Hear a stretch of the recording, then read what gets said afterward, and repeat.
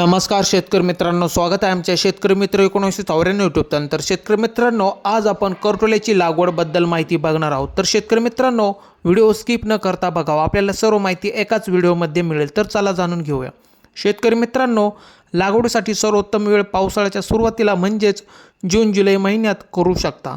मित्रांनो, बियाणांपासून लागवड करायची असल्यास बियाणे पेरण्यापूर्वी 5 ते 6 तास पाण्यात भिजवून घ्या। जमिनीत कंद वापरूनही लागवड करू शकता। कंद जमिनीत लावले जातात। कलम करूनही लागवड करू शकता। मित्रांनो, तुम्ही तुमच्या पद्धतीनुसार लागवड करू शकता।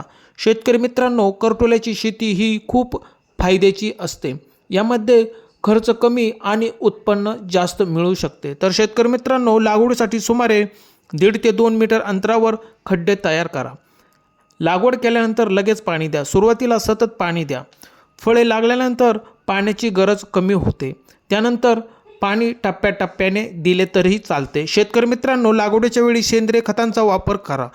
पिकाच्या गरजेनुसार वेळोवेळी खते द्या। ही वेलीसारखी वाढत असल्याने वेलीला चढवण्यासाठी मंडपचा आधार करून तुम्ही उभार करू शकता। तर शेतकरी मित्रांनो, योग्य काळजी घेतल्यास सुमारे 3 ते 4 महिन्यांमध्ये फळे लागण्यास सुरुवात होते।